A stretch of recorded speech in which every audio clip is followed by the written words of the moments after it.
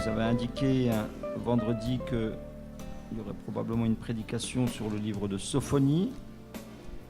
Voilà, je vous invite à trouver Sophonie parmi les petits prophètes. Alors, ce n'est pas un petit prophète parce qu'il n'est pas important, c'est un petit prophète parce que le texte qui nous est parvenu de lui est court. C'est pour ça qu'on les appelle les petits prophètes, il y en a une douzaine. Et je lirai Sophonie, le verset 1, peut-être, pour commencer.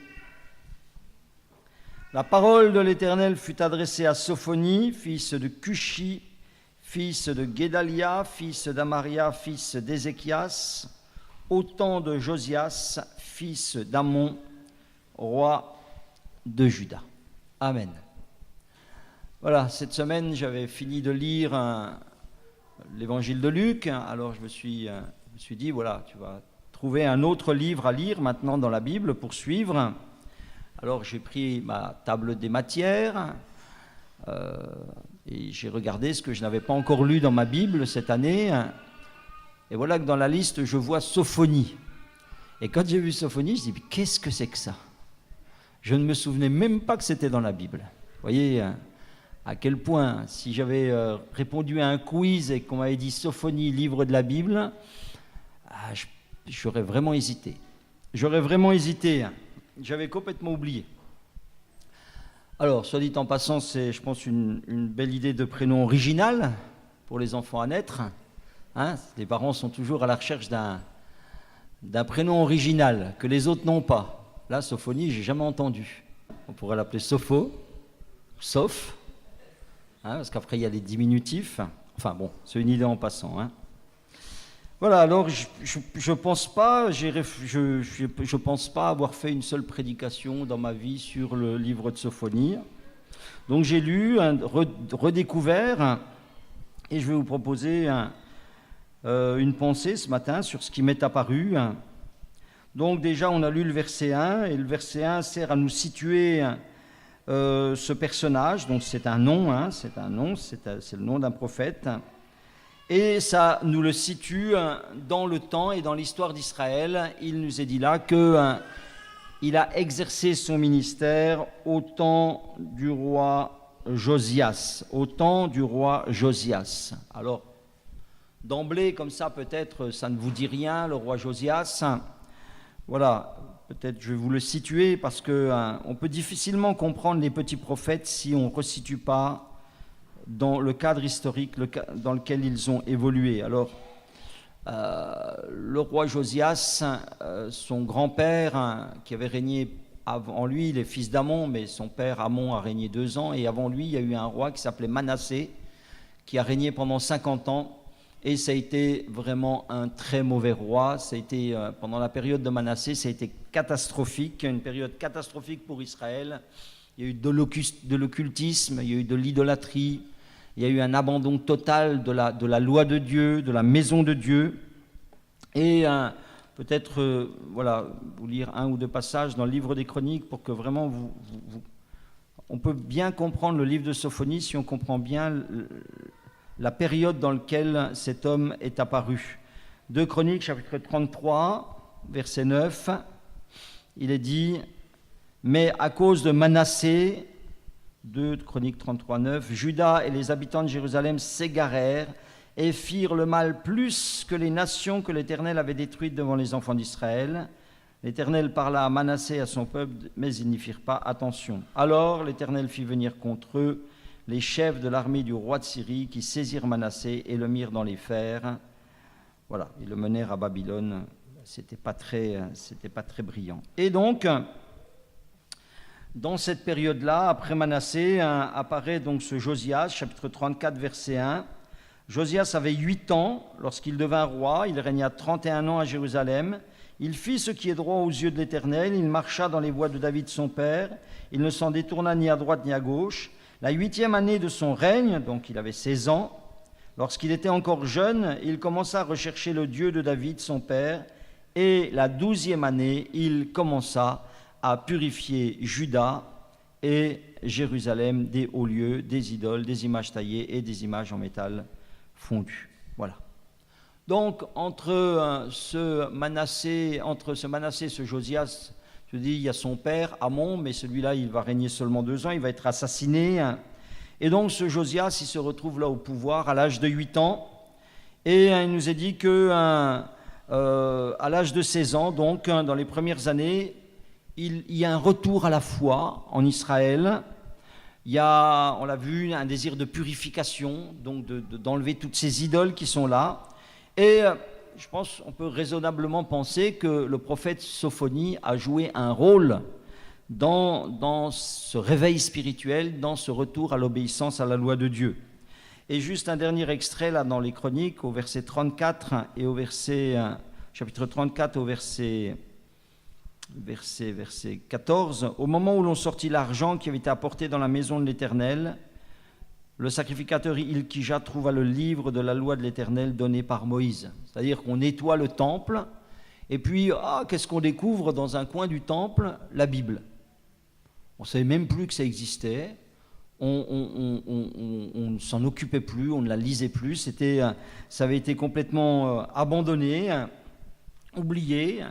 Et quand on lit la Bible, verset 19, « Lorsque le roi entendit les paroles de la loi, il déchira ses vêtements. Le roi donna cet ordre à Ilkija, « Allez consulter l'Éternel pour moi et pour ce qui reste en Israël et en Juda au sujet de ces paroles de ce livre qu'on a trouvé, car grande est la colère de l'Éternel qui s'est répandue sur nous, parce que nos pères n'ont point observé la parole de l'Éternel et n'ont point mis en pratique tout ce qui est écrit dans ce livre. » Voilà. Donc, il redécouvre la Bible, et là, une grande crainte s'empare de Josias, parce qu'il se rend compte qu'il y a des jugements qui sont annoncés pour le peuple quand il s'est détourné, et le peuple s'était effectivement détourné. Donc, voilà la période dans laquelle Sophonie va venir apporter cette parole de Dieu, cette prophétie.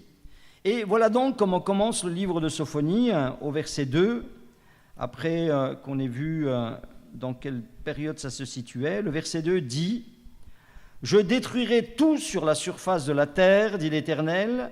Je détruirai les hommes et les bêtes, les oiseaux du ciel et les poissons de la mer, les objets de scandale et les méchants avec eux. J'exterminerai les hommes de la face de la terre, dit l'Éternel. » Voilà, j'ai commencé ma lecture, et quand j'ai lu ces 2 premiers versets, le premier mot qui m'est venu dans l'esprit, c'est « ras-le-bol ». Dieu en a ras-le-bol. Vous savez, quand Dieu dit « j'exterminerai tous les hommes », ce texte-là nous rappelle le texte du déluge. Quand Dieu va exterminer, et c'est pire que le texte du déluge, parce que là il dit « je vais même exterminer les poissons ». Voilà, ça veut dire je veux détruire cette création, j'en ai ras-le-bol. J'en ai ras-le-bol de tout ce qu'ils font, de la méchanceté, des objets de scandale. Est-ce qu'on peut prendre conscience déjà ce matin qu'il peut y avoir des moments où Dieu n'en peut plus, où Dieu n'en peut plus de ce qui se passe sur la terre, où Dieu n'en peut plus de ce qui se passe au milieu de son peuple, parce qu'il continue, verset 4, « J'étendrai ma main sur Juda et sur tous les habitants de Jérusalem, j'exterminerai de ce lieu les restes de Baal. » Voilà. Vous savez, lorsqu'on lit la Bible, quel que soit le passage qu'on lise, on doit vraiment déjà bien comprendre pourquoi et pour qui le livre a été écrit. Au moment où il a été écrit, vous vous doutez bien que Sophonie n'a pas écrit ce livre pour nous. Vous voyez ? Il n'a pas écrit ce livre pour les chrétiens du XXIe siècle. Il a écrit ce livre pour le temps de Josias, pour ce temps d'idolâtrie, d'abandon de Dieu. Donc, il faut vraiment qu'on comprenne ce qu'il a voulu leur dire pour qu'ensuite, éventuellement, on puisse voir en quoi ce texte a quelque chose à nous dire à nous. Donc, Sophonie, il écrit pour les gens de son époque, et en particulier pour Juda et pour Jérusalem, parce que c'est même pas pour Israël, parce que les 10 tribus, elles ont déjà été emmenées en captivité depuis au moins 80 ans. Il écrit là pour cette tribu de Juda qui reste, et qu'est-ce qu'il dit ? Il dit qu'il y a une colère contre Jérusalem. Verset 4. Verset 7, il dit « Silence devant l'Éternel, car le jour de l'Éternel est proche. L'Éternel a préparé le sacrifice, il a choisi ses conviés. » Il y a l'annonce d'un jour terrible. Les conviés, qui sont les conviés? Les conviés, ce sont les Chaldéens.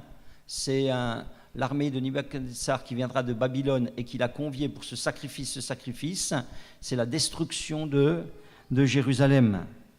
Et donc après, vous avez au verset 10 à 12, « En ce jour-là, dit l'Éternel, il y aura des cris à la porte des poissons, des lamentations dans le quartier de la ville, un grand désastre sur les collines. » Voilà. Donc là, il décrit comment quartier après quartier, cette ville, elle va tomber au verset 18. « Ni leur argent ni leur or ne pourront les délivrer au jour de la fureur de l'Éternel, par le feu de sa jalousie. Tout le pays sera consumé, car il détruira soudain tous les habitants du pays. » Voilà. Et tout cela va arriver, effectivement, ça va arriver en 586, ça va arriver 50 ans plus tard, quelques 50 ans plus tard.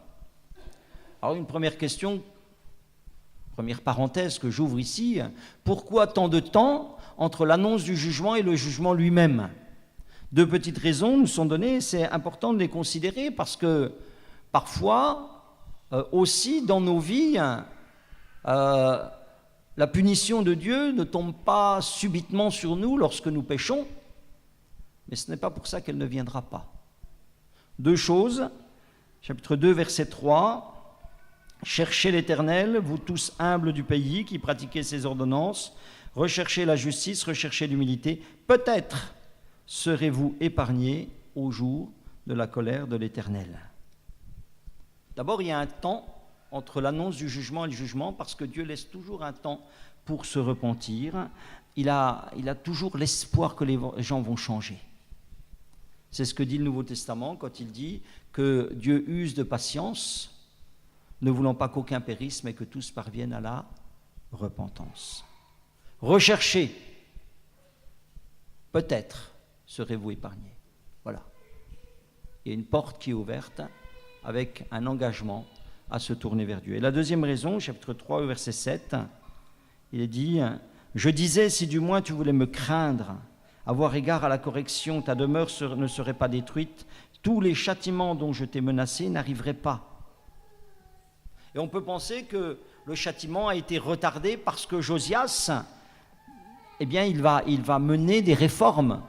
Il va purifier le temple, il va ramener le peuple à l'obéissance de la parole autant que faire se peut. Mais après sa mort, le peuple va retourner dans les choses qui déplaisent à Dieu et c'est pourquoi le jugement finira par les atteindre. Est-ce que vous savez qu'il y a des choses qui déplaisent à Dieu? Est-ce que vous savez qu'il y a des choses qui déplaisent à Dieu et que c'est de tout temps? Lorsque vous lisez la Bible, du début à la fin, il nous est dit qu'il y a des choses qui déplaisent à Dieu. Bon, voilà. Ça, c'est une petite introduction. J'espère que vous avez compris le sens de la prophétie de Sophonie. Un peuple qui fait n'importe quoi et un Dieu qui avertit des conséquences des agissements de ce peuple. Et conséquences qui vont donc finir par les atteindre. Donc la question est, quand on lit la Bible, c'est quel intérêt pour moi? Quel intérêt pour nous? En quoi cette histoire qui est vieille de 2600 ans, en quoi est-ce qu'elle concerne l'Église de Jésus-Christ? En quoi est-ce qu'elle peut concerner cette Église ce matin? Eh bien, je crois que, c'est cela qui m'est apparu, et c'est pour ça que je vous propose cette prédication, que tout cela est quand même parfaitement d'actualité. Parfaitement d'actualité, et voici la clé pour faire une application de cette histoire à l'Église d'aujourd'hui. Premièrement, on l'a lu, il parle de détruire tous les hommes sur toute la face de la terre, ça s'appelle un jugement universel, et ça c'est toujours d'actualité. Ça c'est toujours d'actualité. Lorsque Dieu regarde le monde aujourd'hui, il le voit encore plein de violence, il le voit encore plein d'iniquité, il le voit encore plein d'injustice, et je pense que le ras-le-bol de Dieu est le même. Et nous sommes renvoyés au dernier livre de la Bible, qui est le livre de l'Apocalypse, où il nous est dit qu'à la fin des temps, eh bien, Dieu va juger ce monde et qu'il va détruire ce monde par le feu. Voilà, ça, c'est une première chose. Il y a cette annonce du jugement universel, elle n'est pas passée, elle est à venir encore. Et nous en trouvons donc tous les éléments dans le livre de l'Apocalypse. Mais, et c'est vraiment ça qui m'a interpellé cette semaine quand j'ai commencé à lire Sophonie, lorsqu'il dit au verset 4 « J'étendrai ma main sur Juda et sur tous les habitants de Jérusalem ». Juda et Jérusalem, qu'est-ce que c'est? C'est le peuple de Dieu. C'est son peuple qu'il aime comme la prunelle de ses yeux, dit l'Écriture. Son peuple qu'il s'est racheté, qu'il est allé chercher en Égypte. Mais nous voyons quoi ici? Nous voyons que ce peuple-là n'est pas épargné de la colère du jugement. C'est même à lui que l'avertissement est adressé en premier. Pourquoi? Parce qu'il n'a pas répondu aux attentes de Dieu. Parce qu'il n'a pas eu un comportement différent des autres nations, malgré toutes les grâces qu'il a reçues au long des années, au long des siècles. Et c'est pour cela que ce peuple, son peuple, est sous la colère de Dieu. Est-ce que vous connaissez 1 Pierre, chapitre 4, verset 17? Ça, c'est le Nouveau Testament. Ça nous concerne. Et là, 1 Pierre, chapitre 4, verset 17, il y a un verset auquel on ferait bien de faire attention. Car c'est le moment où le jugement, c'est dit à l'église de Jésus-Christ, car c'est le moment où le jugement va commencer par la maison de Dieu. Or, si c'est par nous qu'il commence, quelle sera la fin de ceux qui n'obéissent pas à l'évangile de Dieu? Si le juste se sauve avec peine, que deviendront l'impie et le pécheur? Ici, Pierre parle de l'église de Jésus-Christ. Voyez-vous, la vérité qui est dans le livre de Sophonie et qui est valable pour tous les siècles jusqu'à nous est la suivante, c'est que l'élection en tant que peuple de Dieu ne nous dispense pas d'obéir à la sainteté de Dieu. Je répète, l'élection en tant que peuple de Dieu ne nous dispense pas d'obéir à la sainteté de Dieu. Et si cette phrase vous semble un petit peu obscure, eh bien je vais vous l'expliquer et je vais vous dire en quoi elle nous concerne. Vous savez, chrétiens, vous et moi, on se considère comme les enfants de Dieu. Et on l'est. Alléluia. Et on l'est. On se considère comme le peuple de Dieu. Et on l'est par adoption, par Jésus-Christ. Nous sommes devenus enfants de Dieu. Et ceci est un grand privilège. Et c'est un privilège. Sommes enfants de Dieu, sommes le peuple de Dieu. C'est un privilège qui nous octroie de grands droits. Amen. De grands droits au nombre desquels sont un salut par grâce, entièrement gratuit. Amen.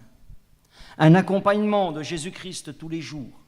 Ça, c'est les grâces qui sont avec ce privilège que nous avons d'être le peuple de Dieu. L'habitation de Dieu en esprit dans nos vies, la guérison, une paix qui surpasse toute intelligence, une espérance dans cette vie pour la vie qui vient après. Nous ne sommes pas comme les gens de ce monde qui n'ont aucune espérance. Nous savons que lorsque nous allons mourir, nous avons une place qui nous est préparée. Ça, c'est des privilèges. Ça, c'est les droits que nous avons. Nous avons beaucoup de privilèges et beaucoup de droits. Mais vous le savez, que nous avons aussi beaucoup de devoirs. Parce qu'il n'y a pas de droit sans devoir. Et ça, les chrétiens, ils l'oublient très souvent. Comme le peuple de Dieu, au temps de Sophonie, ou même avant, ou même après, l'oubliaient. Oui, ils avaient des droits. Ils avaient des droits à la bénédiction de Dieu. Ils avaient des droits au pays où coule le lait et le miel. Ils avaient des droits à toutes sortes de grâces. Mais ils avaient des devoirs. Or, ils ne remplissaient pas les devoirs. Quels sont nos devoirs en tant que chrétiens? Nous avons vu les droits que nous avons. Ils sont merveilleux. Et je n'ai pas fait toute la liste. Mais à côté de cela, nous avons des devoirs de sanctification. Savez-vous que vous avez des devoirs de sanctification? Parce que sans la sanctification, dit l'Écriture, personne ne verra le Seigneur. Nous avons des devoirs de consécration. Et Romains chapitre 12 nous dit « Offrez vos corps en sacrifice à Dieu, ce qui sera de votre part un culte raisonnable. » Nous avons des devoirs de service, parce qu'il nous est dit, allez et prêchez l'évangile à toute la création, en les baptisant au nom du Père, du Fils et du Saint-Esprit. Nous avons des devoirs d'adoration encore, parce qu'il nous est dit que Dieu cherche des adorateurs en esprit et en vérité. Alléluia. Ainsi, voyez-vous, au travers de l'avertissement qui est adressé au peuple de son temps, nous avons un avertissement pour l'Église d'aujourd'hui. Nous avons un avertissement pour nous chrétiens de Maxéville. Il n'y a pas de privilège sans devoir. C'est un leurre, c'est une illusion. Vous n'avez pas les privilèges du ciel sans les devoirs de la terre. Alors, le plus souvent, les chrétiens, et je nous parle, les chrétiens, ils se savent sous la grâce. Et alléluia, nous le sommes. Mais souvent, quand on se pense sous la grâce, ça revient à dire que on se croit tout permis et qu'on se croit libre de faire n'importe quoi. Et puis les chrétiens, ils se savent, ils se disent, en tous les cas, conduits par l'esprit. Alors ça, quand on est conduit par l'esprit, puisque je suis conduit par l'esprit, c'est la porte ouverte à tous les comportements. Voilà. Sous la grâce, conduit par l'esprit. Là, vous avez les deux mots magiques du chrétien. Je suis sous la grâce, je suis conduit par l'esprit. Deux mots magiques qui donnent au chrétien à penser qu'il est libre de faire ce qu'il a envie. Voilà exactement ce que dit Galates. Effectivement, nous avons été appelés à la liberté, mais ne faisons pas de cette liberté un prétexte pour vivre selon la chair. C'est ce que font beaucoup de chrétiens. On exit les devoirs. On les a mis de côté, et puis on est là, et on se réjouit de nos privilèges, voilà, et puis on n'accomplit aucun devoir, ou peu de devoirs, et puis on va être très déçus, on va être très déçus.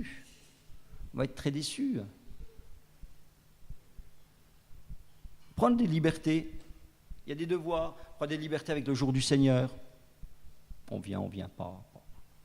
On fait ce qu'on va à la pêche, je ne sais pas ce qu'on fait le jour du Seigneur. On prend des libertés avec la parole de Dieu, on prend ce qui nous intéresse, on la lit pas. On a un manque de sérieux dans le service, quand il y a un service. Et le plus souvent, le temps de l'Église, ça ressemble au temps des juges, vous savez, où chacun faisait ce qui lui semblait bon. Voilà. Très souvent, c'est ça. Dans le livre de Sophonie, où on est là, il y a 4 catégories de personnes qui sont stigmatisées comme provoquant spécialement la colère de Dieu. C'est à la suite, je suis au verset 5, là. Ceux qui se prosternent sur les toits devant l'armée des cieux, ceux qui se prosternent en jurant par l'Éternel et en jurant par le roi, ceux qui se sont détournés de l'Éternel et ceux qui ne cherchent pas l'Éternel, qui ne le consultent pas. Voilà.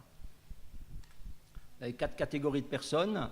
On va de comportements grossiers et extérieurs à des gens qui sont ouvertement idolâtres, et grossièrement idolâtres, à des comportements de désobéissance qui sont plus raffinés, qui sont intérieurs.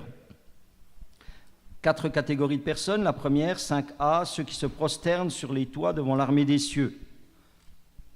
Traduit en français courant, ceux qui n'en ont rien à faire de Dieu. Voilà.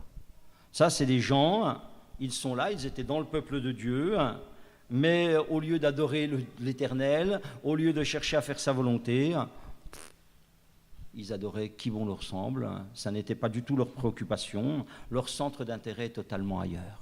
Voilà. Il y a des gens comme ça, même dans l'Église de Jésus-Christ. Des gens qui n'en ont rien à faire de Dieu.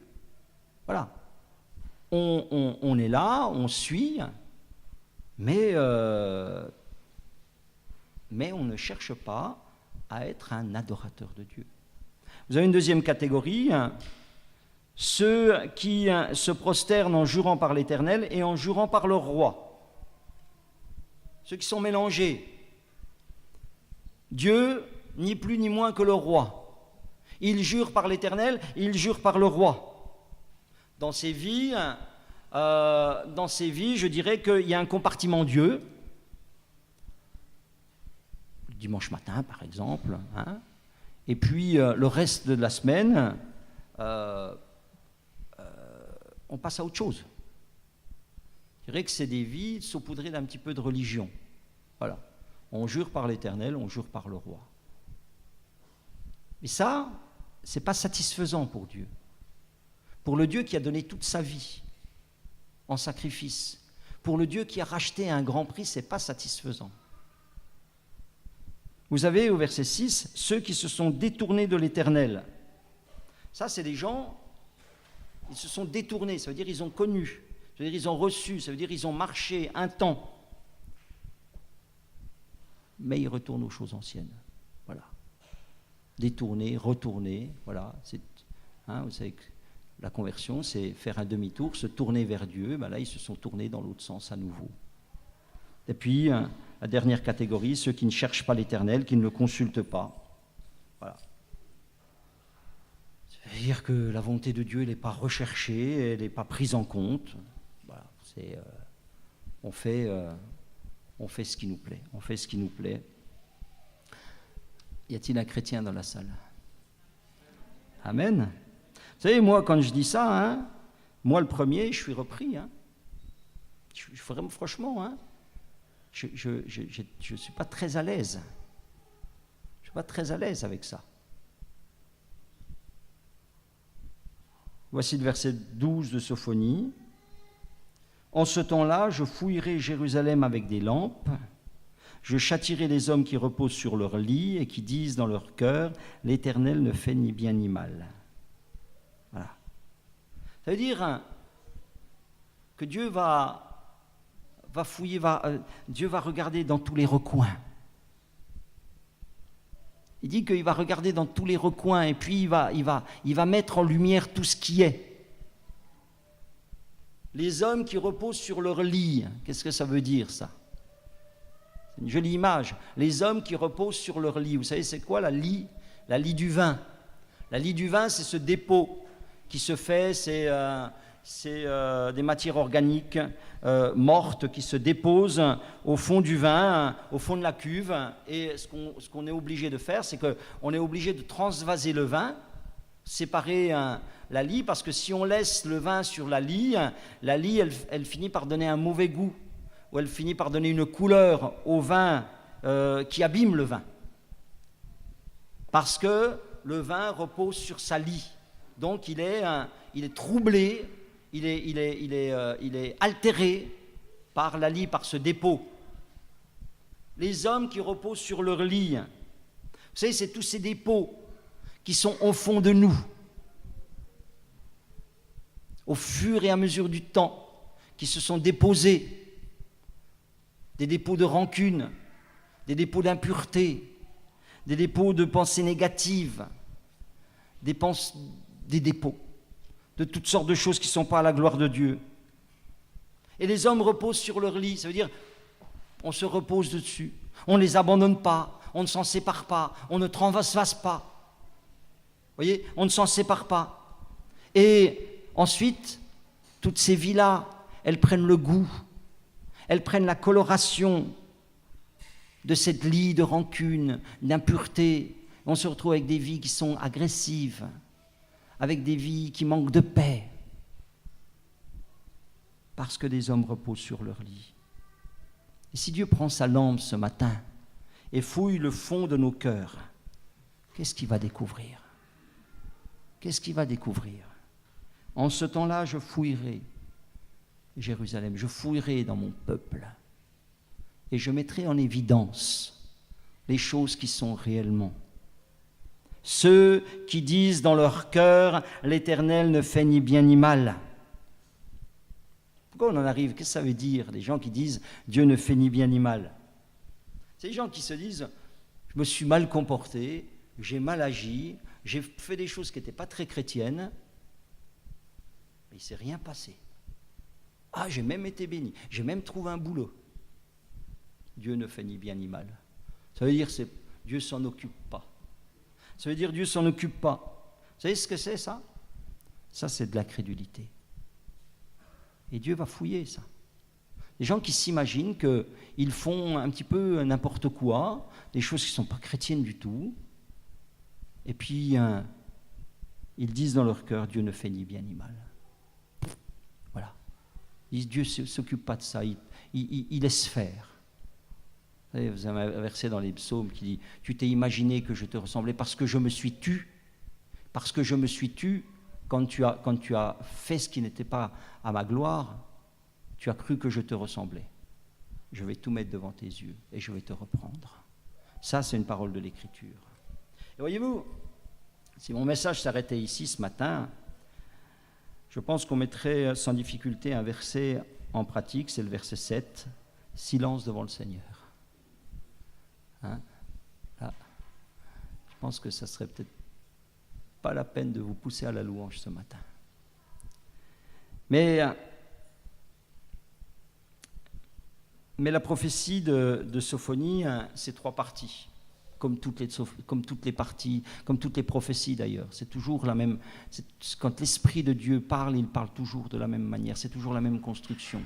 Vous avez une première partie, celle que je viens de développer longuement, c'est l'avertissement et les raisons de l'avertissement. Mais il y a une deuxième partie toujours, c'est l'attente de Dieu face à la parole qui nous avertit. Voici quelques versets rapidement. « Rentrez en vous-même, examinez-vous, nation sans pudeur. » Rentrez en vous-même.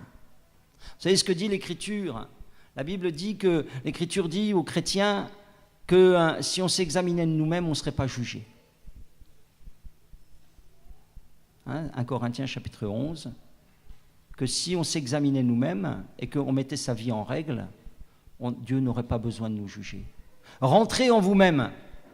Ça nous ramène au fils prodigue. Vous savez, c'est le texte du fils prodigue nous dit ça. Il nous dit que étant rentré en lui-même, il s'est dit, mais j'ai fait des erreurs, j'ai loupé.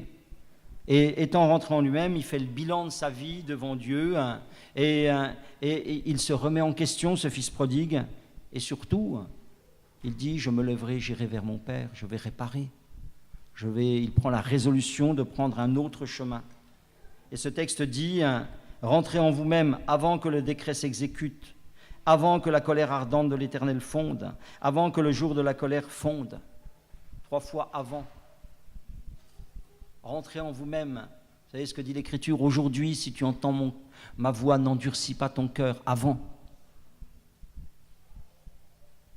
Ne pensons jamais que le temps de grâce dans lequel on est, quand on a des vies qui ne sont pas la gloire de Dieu, que c'est un temps d'acceptation de la part de Dieu.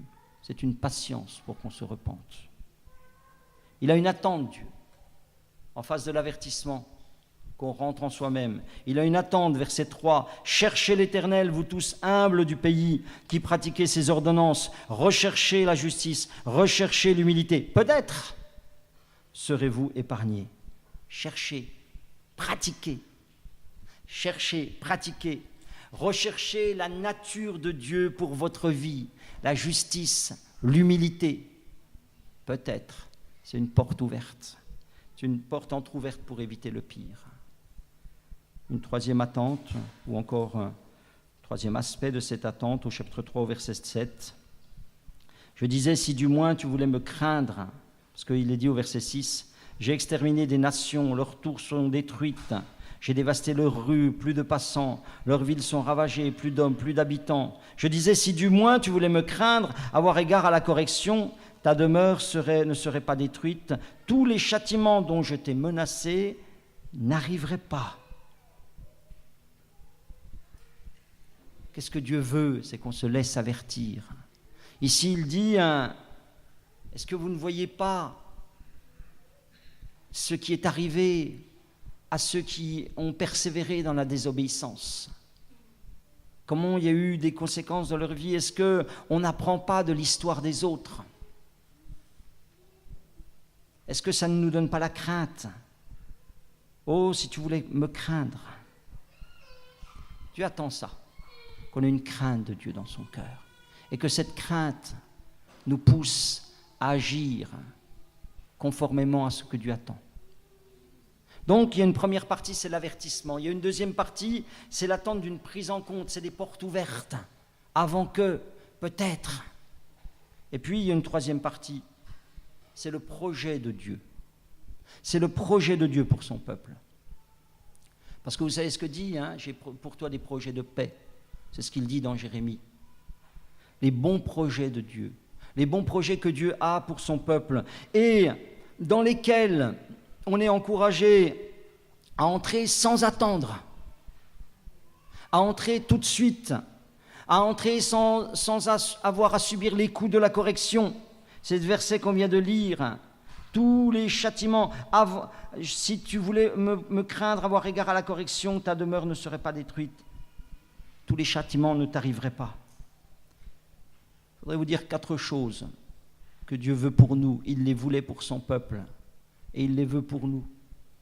Parce que c'est une parole éternelle adressée à son peuple, que ce soit le peuple d'Israël ou que ce soit l'Église. Dieu veut pour nous, chapitre 3, verset 9, une vie sanctifiée. Alors je donnerai au peuple des lèvres pures, afin qu'ils invoquent tous le nom de l'Éternel pour le servir d'un commun accord. Dieu veut une vie sanctifiée, ça passe par notre bouche. Je leur donnerai des lèvres pures. Le verset 13, le reste d'Israël ne commettront point d'iniquité, ils ne diront point de mensonge, et il ne se trouvera pas dans leur bouche une langue trompeuse. Vous savez, la bouche, c'est le drame du chrétien. La bouche, c'est le drame de l'Église, la bouche. Beaucoup trop de choses mauvaises, beaucoup trop de choses inutiles qui sortent par là. C'est le drame. C'est le drame. Dieu veut des bouches qui invoquent. Alors je donnerai au peuple des lèvres pures afin qu'ils invoquent tous le nom de l'Éternel. Il veut des bouches qui louent. Verset 14, pousse des cris de joie, fille de Sion, la chanter. Pousse des cris d'allégresse, Israël, réjouis-toi et triomphe de tout ton cœur, fille de Jérusalem. Il veut des bouches qui rassurent. Verset 16, il dit, en ce jour-là, on dira à Jérusalem, ne crains rien, que tes mains ne s'affaiblissent pas. Est-ce qu'on veut, dès maintenant, rentrer dans le projet de Dieu pour nos bouches? Amen. Amen. Oui, faisons-le, frères et sœurs. N'attendons pas. Ne continuons pas à baver avec nos bouches. Continuons pas à critiquer avec nos bouches. Ne continuons pas à colporter avec nos bouches. Arrêtons. Il y a un projet de Dieu, des lèvres pures, des lèvres qui invoquent, des lèvres qui rassurent, des lèvres qui louent. Amen. Dieu veut ensuite des vies délivrées. Chapitre 3, verset 11. En ce jour-là, tu n'auras plus à rougir de toutes tes actions. Alléluia. Par lesquelles tu as péché contre moi. Car alors j'ôterai du milieu de toi ceux qui triomphent avec arrogance, et tu ne t'enorgueilliras plus sur ma montagne sainte. Amen. Là, il y a toutes sortes de délivrances qui sont contenues ici. Délivrance de culpabilité, délivrance d'opposition, et puis délivrance de l'orgueil surtout. Tu ne t'enorgueilliras plus. Voilà le drame de l'homme. L'orgueil. Il dit au verset 12, « Je laisserai au milieu de toi un peuple humble et petit. » Dieu veut qu'on se laisse attirer par ce qui est humble et petit. C'est la ressemblance à Jésus-Christ. Alléluia. Seigneur, délivre-moi de l'orgueil. Est-ce qu'on veut rentrer dès maintenant dans le projet de Dieu? Amen. Est-ce qu'on veut rentrer dès maintenant dans le projet de Dieu? C'est un projet de Dieu. C'est ce qu'il dit, c'est ce qu'il veut pour son peuple. Voilà, il veut pas le frapper, son peuple. Il veut le bénir, son peuple. Il le veut différent. Est-ce que je veux être différent? Est-ce que je comprends que je suis chrétien pour être différent, pour avoir une vie sanctifiée, pour avoir une vie délivrée? Et puis il veut aussi nous donner des vies de sécurité. Au verset 12, « Je laisserai au milieu de toi un peuple humble et petit qui trouvera son refuge dans le nom de l'Éternel. » Au verset 15, il dit, « L'Éternel a détourné tes châtiments, il a éloigné ton ennemi. Le roi d'Israël, l'Éternel est au milieu de toi, tu n'as plus de malheur à éprouver. » C'est merveilleux ça. Et c'est merveilleux ça. Vous savez, Sophonie, ce que ça signifie?